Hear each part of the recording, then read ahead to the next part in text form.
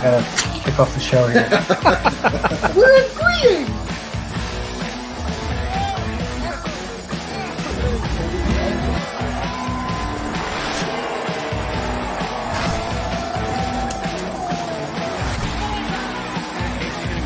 So cleaned up.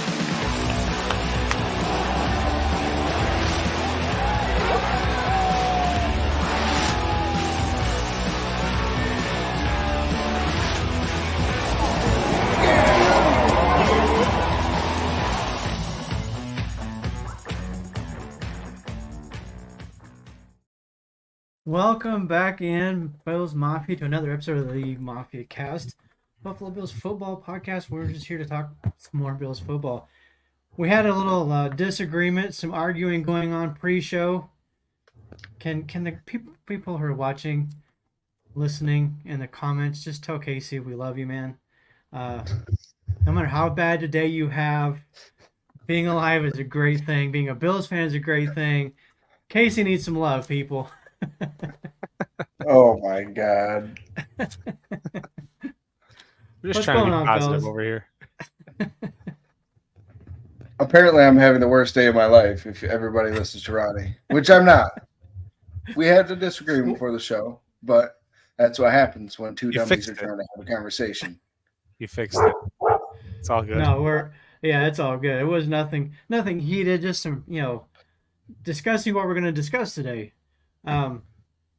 Let's just jump right into it and get this out of the way, because you and I both agree, Mike as well, I believe, we're kind of over talking about Stefon Diggs, but yeah, it keeps coming up, and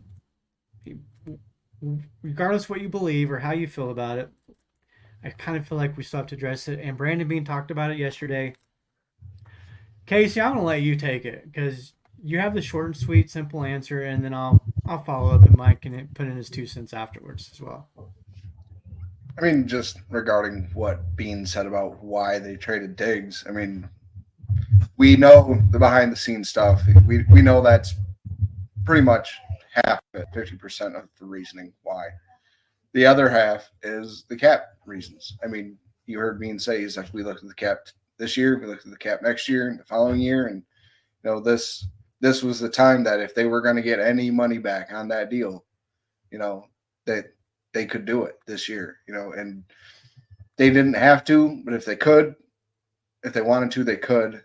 And Diggs's temperament is what pushed them to ultimately do it.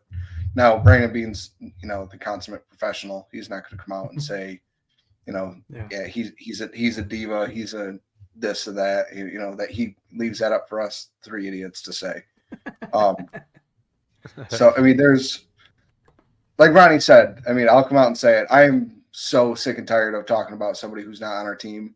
I'm one of those guys where I am full bore 100%. I will back anybody who's wearing that red, white, and blue and Bills logo. But the second you're off the team, I just don't care about you anymore, one way or another. Like, if he goes on to have a great season, like great year, great career, cool, good for him. I'm thankful for what he did for Bills in Buffalo. I mean, he made my little kid dreams, come true, and we made the playoffs. And with this organization has turned around, and a big part is because of him.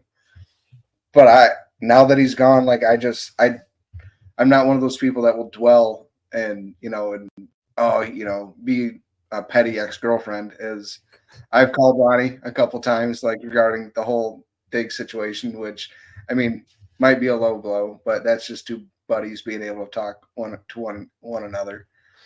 I just, if the people want to keep talking about it, I mean, let them have it. But I don't know how much more of it I can personally do, because it's just driving me insane. Yeah. There's 90 other guys that we have to worry about. I'm not worried about one that's thousands of miles away in a different state.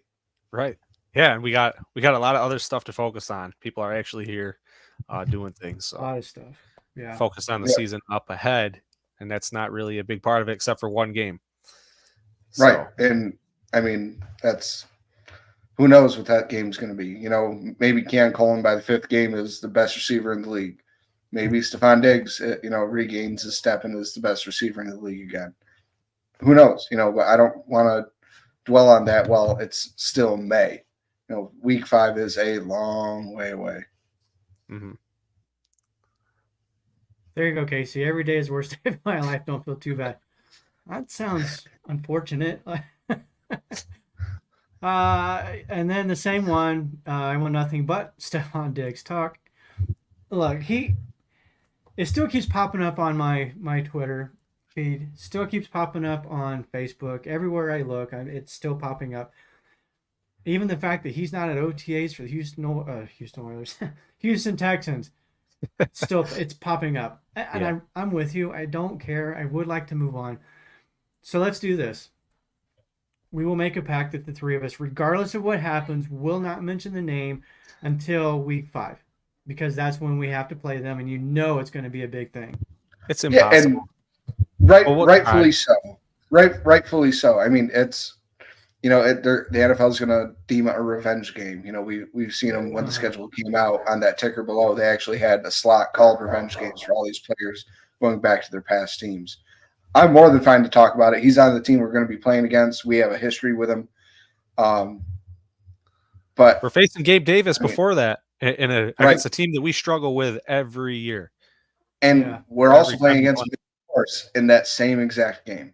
Mm-hmm. So, there's a lot more to worry about than Stefon Diggs. I'm pretty good at just kind of letting stuff go and let bygones be bygones, and it's just the fact that people are just latching onto this is driving me insane. Can we not? Roy loves Can we not do this, Roy?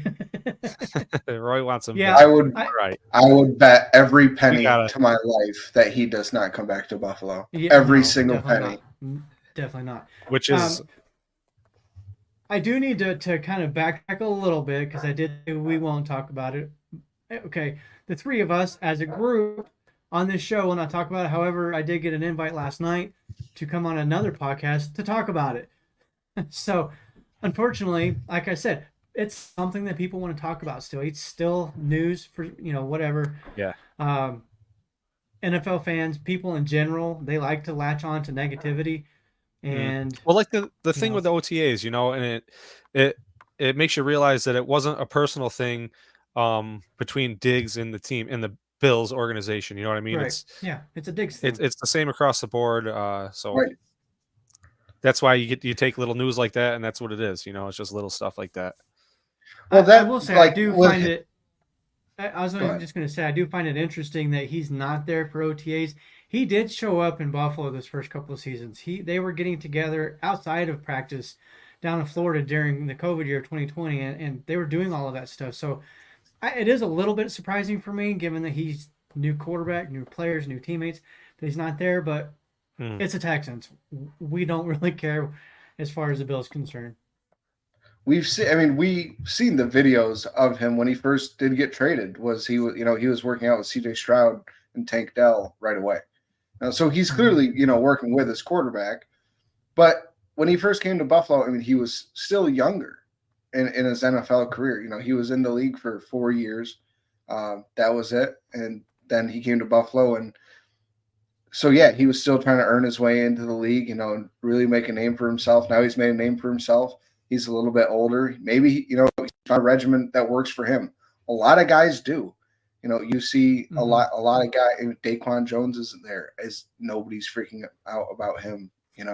I'm more worried about Matt Milano, who is there, but is still only working out to the sides. And we haven't seen him doing super exertive drills. Yeah. It's giving me flashbacks to Von Miller. See, training camp time. But again, it's also May. So I don't, so still bringing back light now. I don't see any wrongdoing of that. Let him, take it easy now, really work himself up to training camp.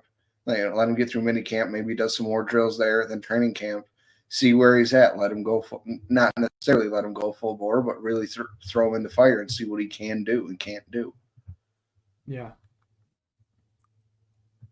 Are you guys, since we're talking about the linebackers and Milano, let's talk about that for a minute. That was one of our debates, whether or not we already talked about the linebackers and defensive line last week. I'll tell you to be the first one to tell you, so will my wife. My memory is terrible, so maybe I'm wrong. But regardless, let's talk about it. there's some other things we want to get to, but are you concerned, Mike? I'll start with you. Are you concerned about Matt Milano? We've heard that he'll be ready by training camp. We're seeing him doing some running and things like that, but to Casey's point, nothing hard. Are you worried that he'll be ready for week one? Yep.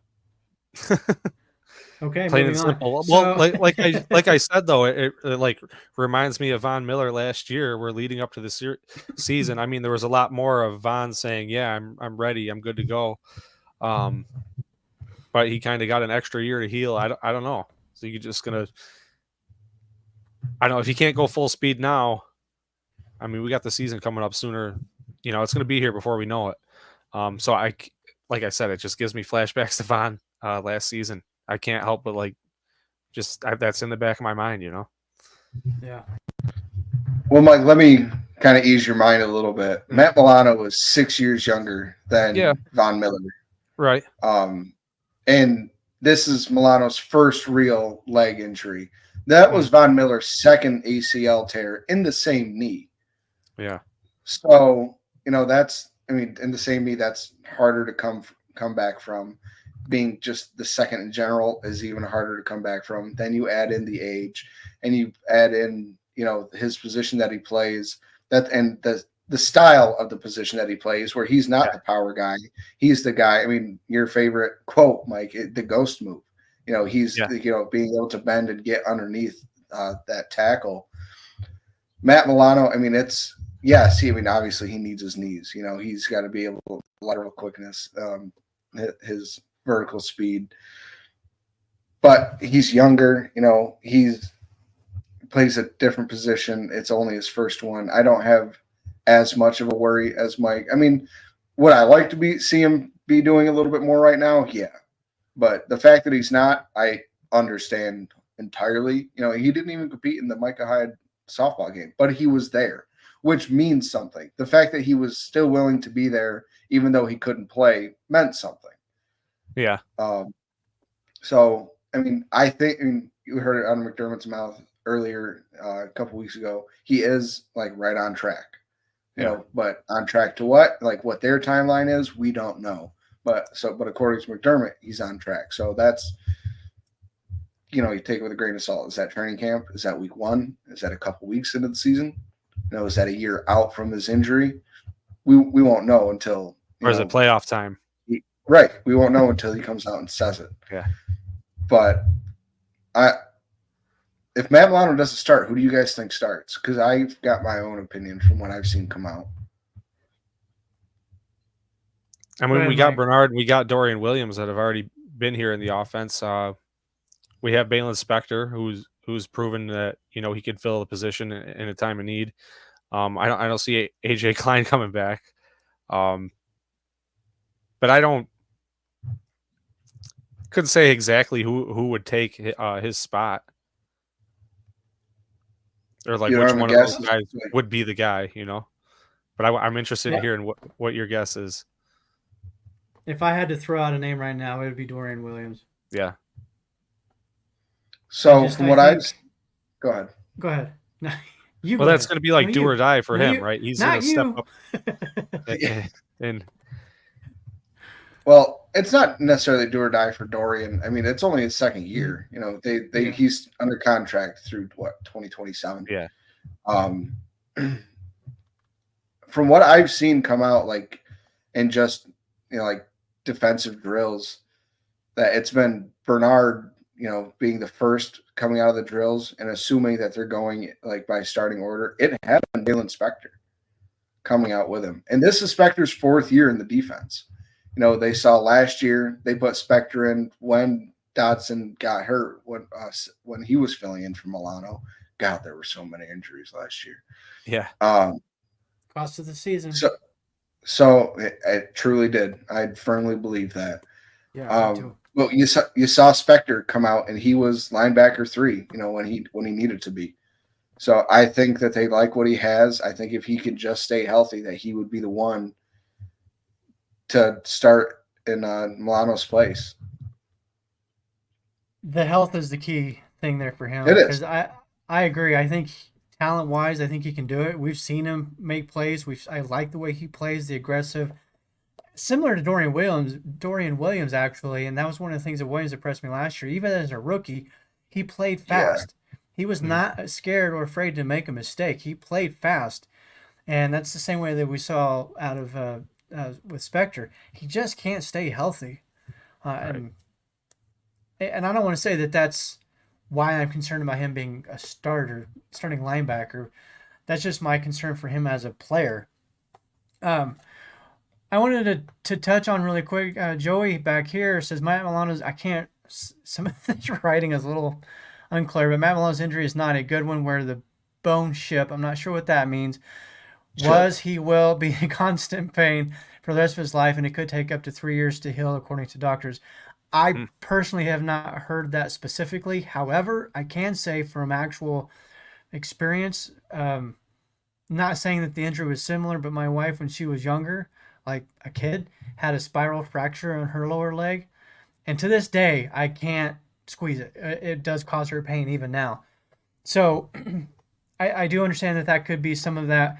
And so leading into that, are you guys worried about whether he comes back or not? Let's say he does come back and he's ready to play and go full bore at training camp. Are you worried about him being the same Matt Milano that we've seen in the past? Uh, when you slow down, your role sort of changes, right? You might not see some of that aggressive play, more calculated stuff. I don't know.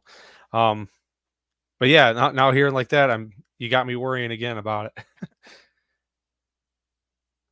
I mean, What the do you got, biggest Casey? worry that I've seen is the atrophy in his leg. It's just from not being able to really use it and work it and too much. He's lost some Yeah, muscle there, obviously. I mean, just yeah, like anybody Yeah. that has to go through surgery, wear a cast. But the difference between the coolest of the Eastums and NFL players, except the salary, is they have the best doctors in the entire world. And the best recovery systems in the entire world. Um, you heard, I follow Banged Up Bills on Twitter, and I see him talking about it a lot. I mean, everybody asks him, especially with all the videos of him coming out this past Tuesday, that it might have he can only go off pictures, what he's seen, what he's told. But he said, he goes, it could be a full year. He goes, it could only be 6 months. He goes, it just all depends on the pain tolerance and how much of it actually tore, if it completely tore away from the bone, if it was a partial tear. There's a lot of factors into it that determine the length of this injury. So, and we're never going to know that as fans, and I don't blame anybody in that organization for not letting it out. Oh yeah, don't worry guys, he just completely ripped his kneecap off of his knee, but he'll be fine. And by week 1, they're not yeah, gonna let that out. right. Yeah. Let's jump over here. There's a lot of comments popping in here really quick though. Before I go into that, if you're watching on YouTube or Facebook, please hit the follow and the subscribe and the like. We appreciate that. I do want to talk a little bit about some of the other linebackers and edge players, defensive linemen. We have one coming here regarding Von Miller. But before we do that, because I tend to forget stuff, let's go ahead and hear from our sponsors. Hey, it's John from Game On Sports Memorabilia. Check out our huge selection of unopened wax boxes of Pokemon cards. You have to see our selection of over 2 million sports cards in stock, plus hard-to-find card supplies. And if you have anything to sell, bring it in. We can help you determine the true value before you sell it. We pay fair market value every day. It's Game On Sports Memorabilia, 2670 Dewey Avenue in Greece. Check out our podcast for news and information on the card and collectible universe. Also, check out our Facebook page. For more, call 481-2153. That's 481-2153.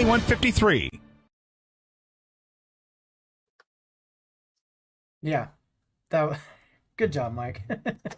I did it. Mike's the one that runs those, so he's waiting for my cue, and yeah, You does a talked good me right job with into it. that. Yeah.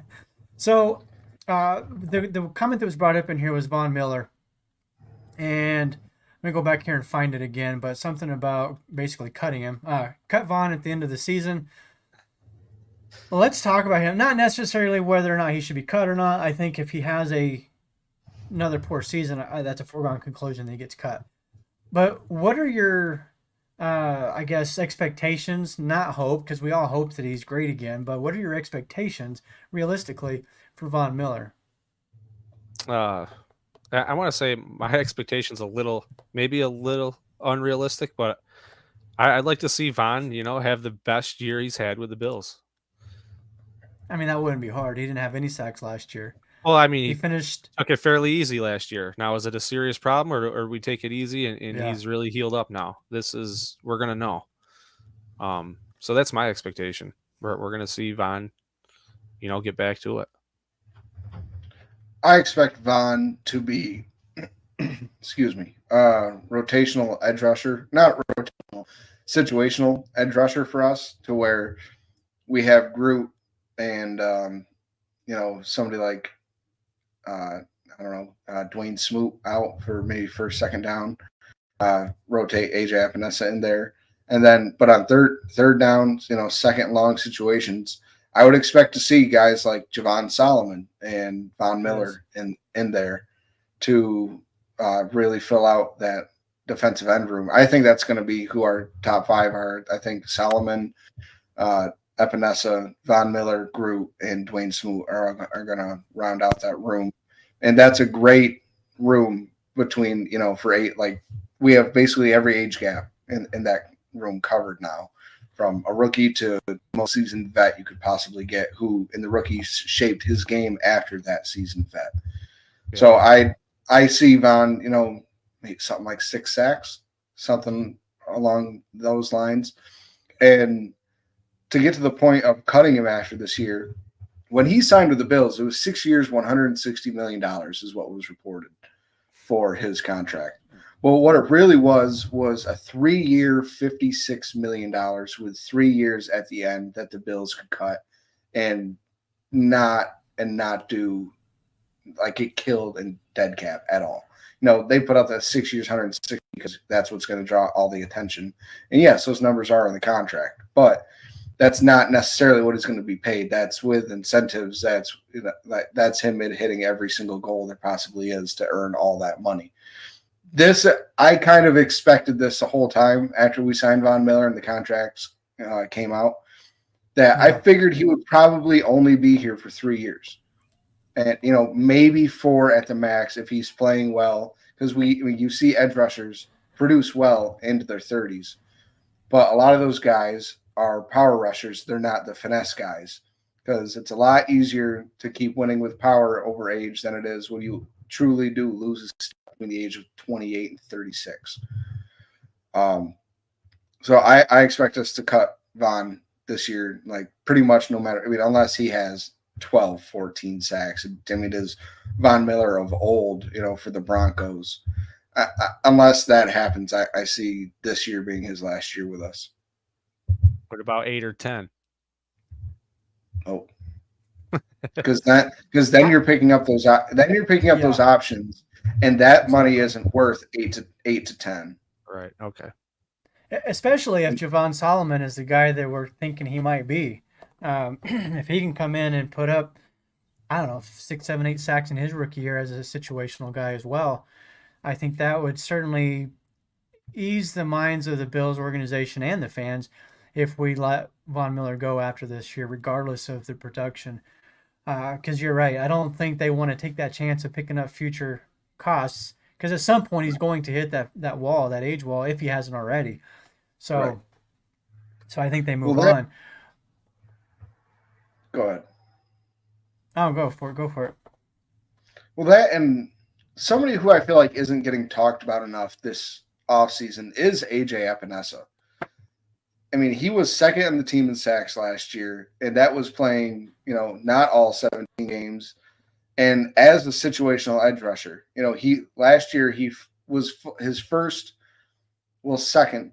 year where he was given a true opportunity to play a decent amount of snaps at the correct weight he's supposed to be playing at, that he's been fighting this whole weight thing since he was drafted by Buffalo in the second round.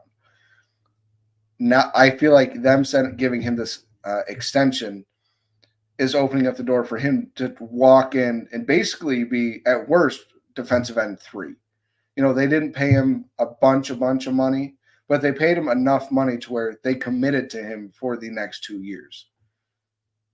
So I think AJ is going to be the one out of this defensive room. I mean, I like Javon Solomon. Ronnie, it's one of Ronnie's favorite quotes of mine. If you want sack production in the NFL, you get it out of college. Who got the sacks in college? Let's see that they're probably going to be able to do that in the NFL. AJ Epinesa was able to do that when he was a full-time defensive end and given the starter opportunities.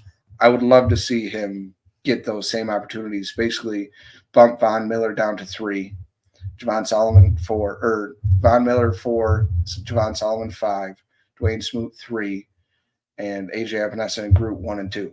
And just, I'm fine with that rotation as McDermott keeps with that. Yeah, for sure. I'm not sold on Smoot myself. One name that I've heard pop up in OTA so far is Klein. Cameron Klein. We know that. Oh my gosh, the other guy that's been on the practice squad a lot, Kingsley, Jonathan.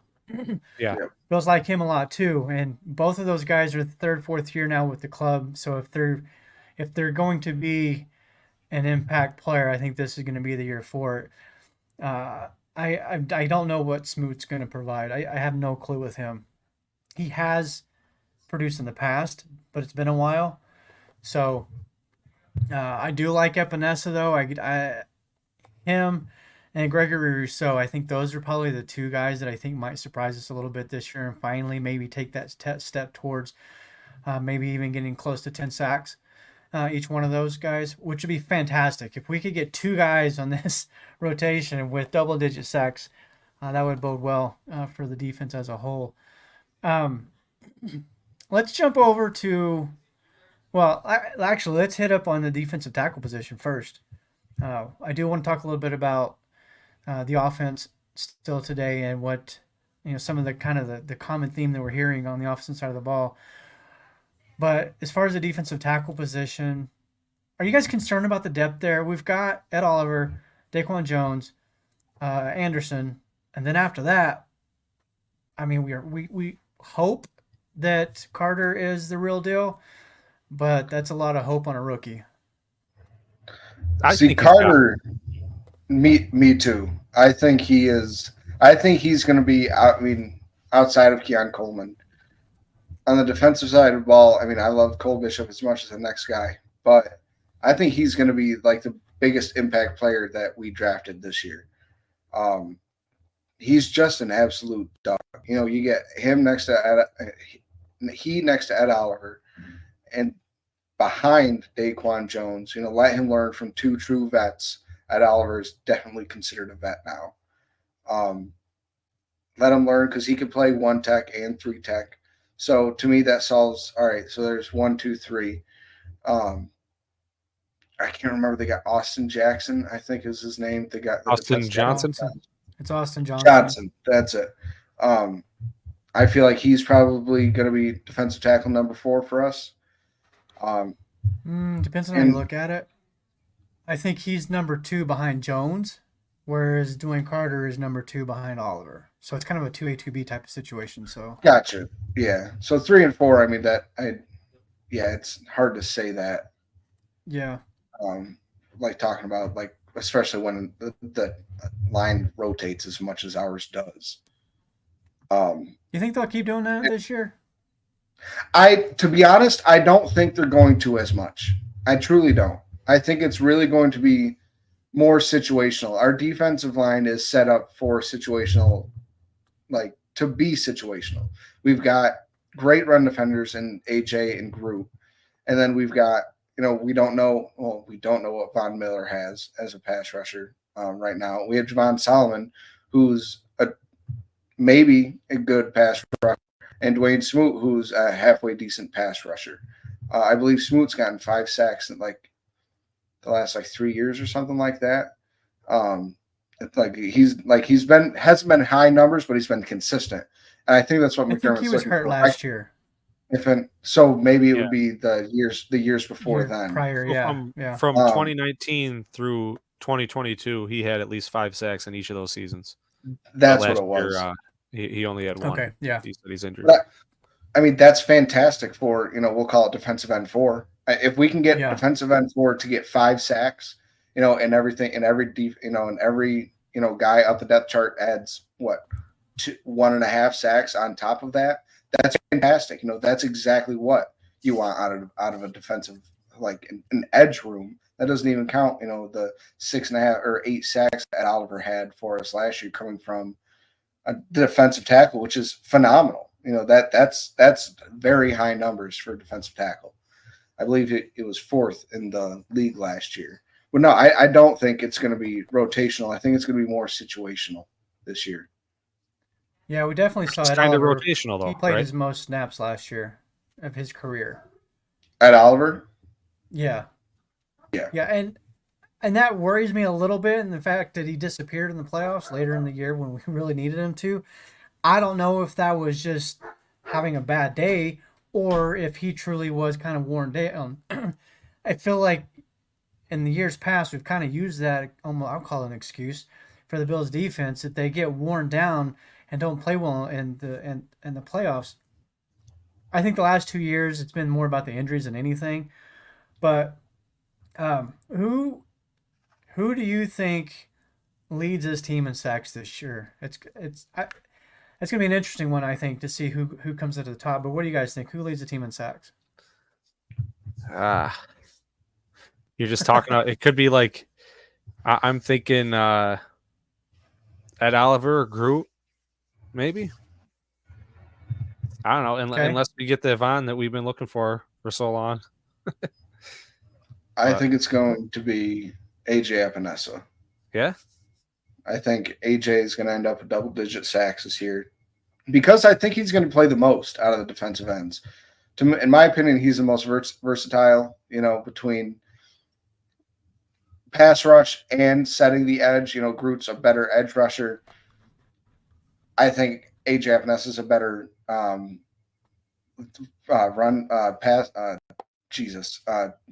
defender. Pass rusher? He's better at he's better at getting to the quarterback. I want to see him get some picks. Yeah, he's usually good for one of those every year, and it's usually against the Chiefs, or one of our defensive linemen usually gets one against the Chiefs. Yeah. I think it's going to be AJ. I think it'll probably go AJ, Groot, Ed Oliver, and then I'll put Von Miller at 4 with something like 6 sacks. And I could see somebody like Dwayne Smoot or Javon Solomon coming up with something like 5 sacks. Okay. Roy says Epinesa as well. Since we've got a vote for Oliver and a vote for Epinesa, I'm going to go with Groot. Gregory Rousseau as our guy who will lead the team in sacks. I'm not saying we're betting anything, but that's wondering where my this thought. was going. But we might just Yeah. talk ourselves into it before the season starts. Maybe. I don't know about that. Let's jump to the offensive side of the ball really quick. Now we got about, I don't know, 10 minutes or so left here. I want to talk about kind of a common theme that I've been hearing out of a lot of these press conferences from Josh Allen, Joe Brady, Shakir, like all of these guys. The one thing that they keep talking about is, and then the term that's being used is everybody's going to eat. And I feel like every time I hear one of these guys say that, it's almost a, pun intended, a dig at Diggs. Sorry, brought up the name. But no, they've been making it a point to let everybody know the ball is going to get spread around. There's not going to be any one guy. No one person can be the focal point. I do still think at the end of the day, the passing game essentially will kind of go around Shakir and Kincaid, but it's going to get spread around. Yeah, there will be a focal point, and that will be Josh. And that's some of the comments we've heard is that this is Josh Allen's offense now, right? Yeah. That's exactly the point I was going to make, Mike. It's like Brady it's a new said, day, man. It's we got new faces in there, and yeah, he's just gonna have a lot more control, and everyone's been saying it. You just won't have to force the ball There's a lot more freedom there, and a lot of unique talents to spread that ball around. So, Do you think the Bills' offense will be more efficient, better than what we've seen in the last season or two? the passing game should be. I mean, we saw what the running game can do. Efficient and better are two different questions. I do think it'll be more efficient. Efficient is better. Not necessarily. Well, if third, I mean, because third down efficiency, and we've always been one of the best, top 3 offenses on third down. That's, but that's because Diggs was so great at making the corner think that he was booking it deep and he was stopping on a dime, a yard past the sticks, and Josh could just put it on a rope to him back shoulder, and Diggs can just walk out and proceed with the first down. Didn't matter if it was 4 yards or if it was 15 yards. There was, that play was money for us. That's where it's going to be a question where who is Josh's guy going to be when he needs 6 yards on a third down? I think it's going to be Kincaid. I think this offense is going to run through Kincaid. Option number 2 is going to be Shakir. And this year, option number 3 is going to be put up between Coleman and Samuel, in my opinion. I really think it's just going to be who can earn Josh's trust more. Samuel's going to have designed plays directly for him, whether that be a swing pass, a screen pass, or an actual run out of the backfield. Coleman's going to be more so Josh is going to trust him, even if he's not necessarily open. He's going to throw it up and watch him rip that ball out of the sky. And Josh even made a point to comment on that's what this Bills offense has been missing, is a guy that can do just that. Mm-hmm. Which kind of brings up a question here. And I'm bringing up this question. It kind of relates a little bit for me to having Coleman on the team. And that is, Joey asked, does Josh Allen have less interceptions now that he's not forcing the ball to number 14? I like how he used the jersey number rather than the name. Yeah.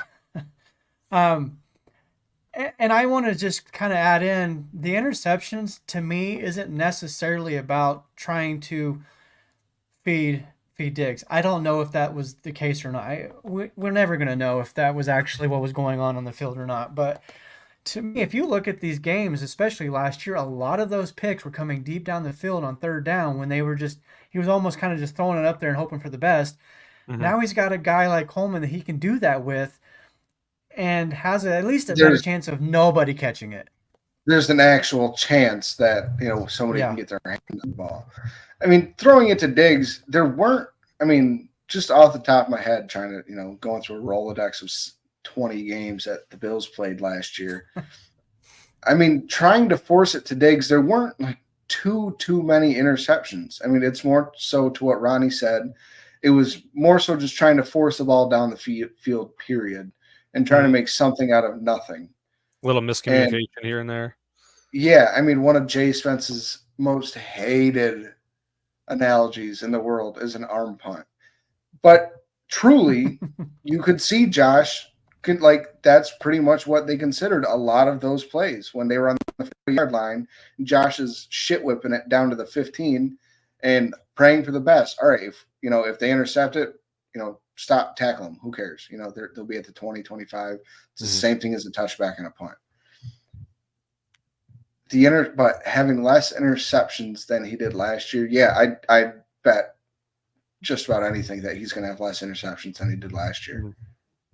He's not going to have 18 interceptions in the regular He won't season. be looking, hopefully, forcing it or force a habit, looking for a certain somebody. Each play, you're more reading the defense, right? You'll pay attention to reading the defense and hitting whoever is open, not who you think has to get open to get us that first down. 100%. Yeah. And a bigger difference between the wide receiver room this year compared to last year is Beane went out and got guys that, look at all of their drop percentages, in their career, whether it be college or the NFL. All of these guys are they catch the ball. There's not many balls that will bounce off their hands. Isaiah McKenzie, and go directly into the defensive back's hands behind you. Gabe Davis. You know, how many times was Gabe Davis was my next name? How many times did we see Gabe Davis or, you know, any of these guys be thrown a ball, you know, Gabe Davis trying to, you know, go out and snag it for whatever freaking reason instead of letting it come to his body. And all of a sudden his hands end up like this, looking like Joakim Noah shooting a free throw. And like, and it's all of a sudden, oh, look at how many interceptions Josh has. Well, look at how many passes he put on the money and they bounced off his hands.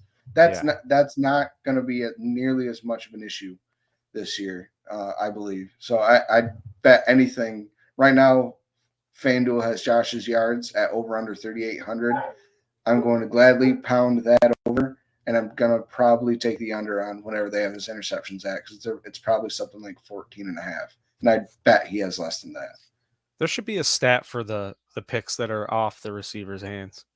100%. 100%. There should be like there, because there's context to everything. I mean, how many times since the beginning of our show have we come into it and been like, well, Josh Allen had 2 picks, but we all know that was legitimately maybe 1 pick in that game. That was his fault. You know, like the 4 interceptions against the Jets last year in the home opener or the season opener, that was on Josh. That was bad decision making. So there's 4 out of 18. I guarantee you don't start like that. Guarantee I can pick out minimum 4 to 5 passes that went off wide receivers' hands, or the wide receiver should have caught it or made a better play, and it resulted in a Josh Allen turnover that everybody just wants to harp on. Yeah, people like to hang on those the turnovers, and I mean I get it. But you know what? Brett Favre won a Super Bowl and is a Hall of Fame quarterback, and set the all-time record for interceptions. So then was preceded to be broken by Peyton Manning. Like, sorry, that's terrible company. Yeah. Yeah. So, John here, a couple of things I wanted to do. Let's go back. So John Roberts says Josh said he's more excited this year because of the wide receivers. I think that's part of it. I also think that there was, I mean, I'm sorry, but I think he's more excited about this season because Diggs isn't going to be there. I do think that wore on Josh. I do. And it's kind of my conversation I had a little bit yesterday was the stuff that happens off the field and in the locker room, it does affect you on the field. Whether people want to admit it or not, it does. Mm-hmm. And I think there was times last year when I would watch Josh and it did not look like he was having fun. Like he wasn't the same jovial, goofing off Josh Allen that we've seen in years prior. I'm hoping that we get that back. Yeah, that's the perfect word, Mike. It seemed like he was more frustrated last year. You know, not that he was, you know, he was, because it seemed like it was more of a forced thing, not necessarily to Diggs, but it just seemed like the entire year, it seemed like it was, the entire thing was forced. Well, the whole thing with Dorsey too. Yeah, it just, the whole season was clunky last year as a whole. And the fact we still ended up the 2 seed is phenomenal. And we talked about the whole. That's the kudos to Josh Allen right there. Yeah, the whole controlling Josh too, whether he could run or not, and that whole thing. It was like, you know, quit playing with me and just let us play the game. And I also think a lot of that credit needs to go to Sean McDermott too. I know a lot of people want him out, think he's garbage, whatever, but I think a lot of that credit goes to him for managing that the last 2 years, like 2 seasons ago, and all the off the field stuff that was going on, not with Diggs, but all the snowstorms and Damar Hamlin and all of that. Speaking of Damar Hamlin, we haven't even got to that, which we wanted to talk about today. So we'll save that for next week, though. And speaking of next week, before I forget, with the month of June, there's not a lot going on normally. We do have OTAs a week, but for the month of June, we are going to go to once a week on Thursday nights, 7 o'clock Eastern time. And then when we get back into training camp in July, we may or may not go back to 2 a week at the beginning of July. We'll kind of see how things are going at that point because training camp doesn't open up till the end. But we'll see. But at least for the foreseeable future, we're going to be once a week, and then we'll go back to 2 eventually. Is there anything else you guys want to add before we get out of here? Yeah, the Dolphins are idiots for extending Jalen Waddle before Tua. Like, can we just end on that note? They paid him a high-end wide receiver one. They paid him 3 years, over $70 million guaranteed to your second best wide receiver on the team. That's insane. They are going to be in cap hell next year, especially if they sign Tua. Because next year they're going to lose Bradley Chubb. They're going to Let's lose hope they sign Tua. They're going to lose Jalen Oh, Phillips. They're going to lose Jalen Ramsey. You know, they're going to have to re-sign Javon Holland soon. There's a lot that they have to deal with, and it's going to be absolutely insane. So I hope they just keep paying everybody like they're the best wide receiver, like they're the best at their position in the league, and let Brandon Beane do his magic. I love it. And Yeah, Casey's really got it out for the Dolphins this year, it seems like. I hate him. Hey, I've always hated. I hated the Patriots growing up, but the Patriots felt more like little brother, big brother. There was no chance that we were beating the Bills as I was growing up, and I knew that. So I didn't I hated them for winning so much. I didn't hate them because they won so much. The Dolphins fans have, like my entire life, have just been always. They're like if a Cowboys fan smoked crack. Like they just didn't they're so delusional. I don't understand it. The fact that some people can, with a straight face, look you in the eye and say Tua's a better quarterback than Josh Allen is batshit crazy. I don't understand it. I don't get it. Yes, you have Tyreek Hill, you have Jalen Waddle, you probably have the best wide receiver corps in the league. That's about all you got. You have a bunch of track stars, but that's about it. Show me the last time that track star won you a division title when the best quarterback in the division was playing. Let me put a little asterisk there. Yeah. If it wasn't then, it would be, about as long as I've been alive, almost 30 years. So Dolphins fans need to relax. All right. Well, I'm glad we got that out of the way. Yeah, and then the commenters are going on it too. Dolphins fans always talk trash in the offseason. Yeah, that's true. Yeah, they've already won the division 4 times this year. Appreciate that one. Yeah, okay. Let me ask you guys just really quick, since you brought it up, because this came up on Twitter today with that contract that Jalen Waddle got. So the comparison was then made to Waddle's production versus Stefon. Oh, geez. Gabe Davis's production, and so we're like, look at the production, look at the contract. This is high end of the wide receiver 2, who could probably be wide receiver 1 on most teams. That's an unfair comparison, in my opinion. I think I caught what you're saying, but you cut out a little bit. I've missed like a big chunk of that, Papa Ron. Okay, I'll say it again. I got something in my eye, but I'll say it again. People were saying that because of the contract that Gabe Davis got, which I believe was 3 for $39, or somewhere around there. They're both are 2 possible. Right, compared to what Jalen Waddle got, and there was another number 2 receiver they mentioned. That's the NFL, the league says because of that Davis is not a wide receiver 2. My thing was, you're taking the high end of those wide receiver 2 guys who could probably be ones on most teams, and that's a grossly unfair comparison, in my opinion, to Gabe Davis. Yeah, Gabe Davis was never projected to be a number 1. That was the whole thing. I know, Diggs said it, whatever it was, a couple years ago. Oh, if I wasn't here, Davis would be number 1. Yeah, that's because we had nobody behind Gabe Davis. Like, no kidding, he'd be number 1.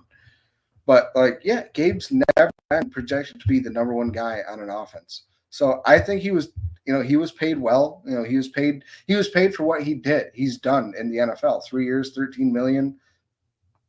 I wouldn't say no. But Jalen Waddle, I think his ceiling is higher than Gabe Davis's, but their floors are the same right now because Waddle's capped by having a better wide receiver on the team than Gabe Davis is right now. But I mean, Gabe's also had the better quarterback. Like it's just put Waddle on the Bills and watch him basically be the next Tyreek Hill. Could you imagine Josh Allen with someone like that? Like he's phenomenal. Yeah.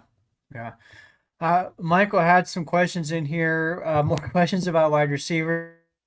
I told you guys, we're not going to stop talking about wide receivers until the season is like halfway through, and then we're probably still going to be talking about them. But we are at the end of the show. I do want to save some of these questions, though. Specifically, the questions are about Keon Coleman and our expectations and whether or not he can truly place Stefon Diggs. I'll save my answers for that for next week, and we'll talk about that. Also, John Robert brings up Terrell Shavers. So again, another wide receivers. That is the focal point of this offseason for the Bills. We're going to get out of here. We'll see you all next Thursday night, 7 o'clock Eastern time. Again, hit the like, subscribe, give us a follow, and tell your friends that you can find our podcast version on Apple Podcasts, Spotify, or anywhere else you find your podcasts. Have a good night. We'll see you all next week. Go Bills. Go Bills. Screw the Dolphins. Go Bills.